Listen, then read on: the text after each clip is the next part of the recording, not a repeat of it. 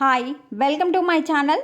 తెలంగాణ రాష్ట్రంలో ఇందిరమ్మ ఇల్లు latest update ఏంటి, ఇందిరమ్మ ఇల్లు ఎప్పుడు లబ్ధిదారులకు ఇస్తున్నారు, పూర్తి వివరాలు తెలుసుకుందాం.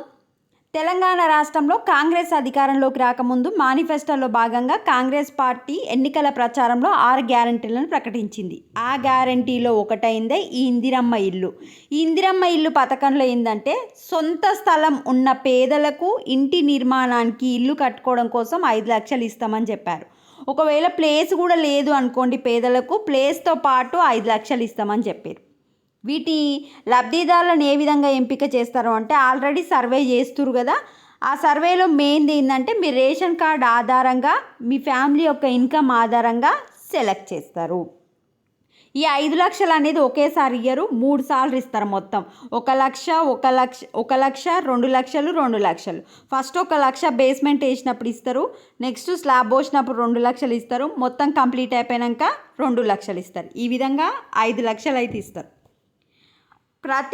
ప్రతి సంవత్సరం 4,50,000 ఇండ్లను తెలంగాణ రాష్ట్ర వ్యాప్తంగా ఇవ్వాలని ప్రభుత్వం డిసైడ్ అయ్యింది.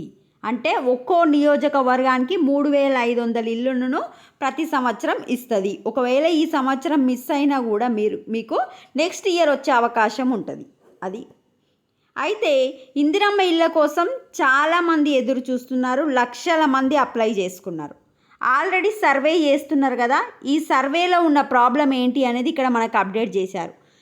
అర్బన్లో ఇందిరమ్మ ఇండ్లకు జాగలు కరువు, అప్లికేషన్లు ఎక్కువ, సొంత ప్లేస్ ఉన్నోళ్ళు తక్కువ. అర్బన్ అంటే ఏంది, సిటీలో ఇందిరమ్మ ఇళ్ళ కోసం చాలామంది అప్లై చేసుకున్నారు.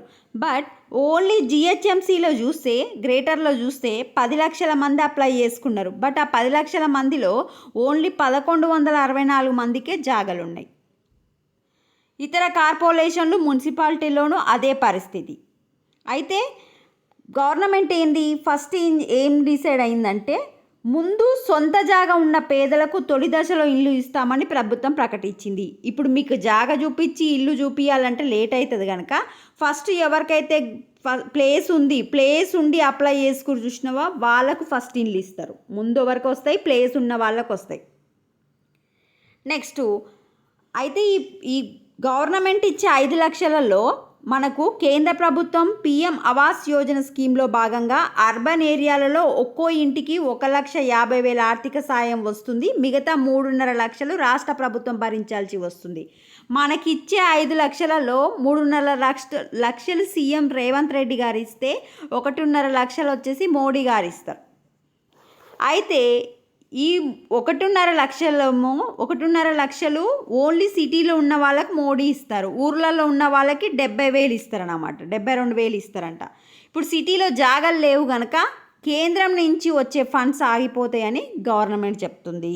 సో సిటీలో ఉన్న వాళ్ళకి జాగా లేదు, బట్ అప్లికేషన్స్ అయితే చేసుకున్నారు. ముందు సొంత జాగా ఉన్న వాళ్ళకైతే ఇల్లు ఇస్తారు. ఇది అప్డేటు. సంక్రాంతి మనకు రేపు తెలుస్తుంది ఎప్పుడు ఇస్తారు అనేది. ఇంకో గుడ్ న్యూస్ ఏంటంటే, ఇందిరమ్మ ఇళ్ళ లబ్ధిదారులకు ఇసుక ఫ్రీగా ఇవ్వాలని రాష్ట్ర ప్రభుత్వం ప్రాథమికంగా నిర్ణయించినట్టు సమాచారం. అలాగే సిమెంట్, ఇనుము సంబంధిత కంపెనీలతో మాట్లాడి తక్కువ ధరకు అందేలా చూడాలని యోచిస్తున్నట్లు తెలుస్తుంది.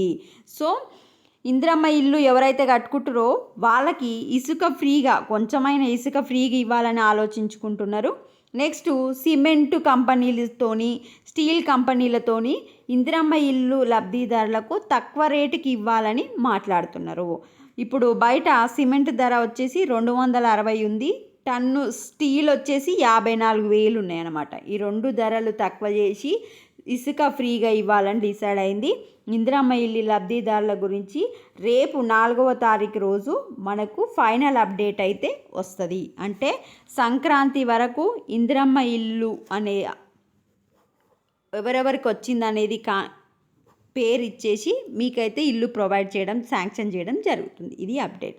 మళ్ళీ ఏమైనా అప్డేట్ వస్తే నెక్స్ట్ వీడియోలో అప్డేట్ చేస్తాను. ప్రజెంటు ముందు జాగా ఎవరికి ఉందో వాళ్ళకు వస్తుంది, సంక్రాంతి వరకు ఇల్లు వస్తుంది.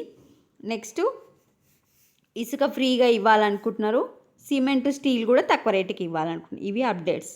వీడియోని లైక్ చేయండి. Thanks for watching.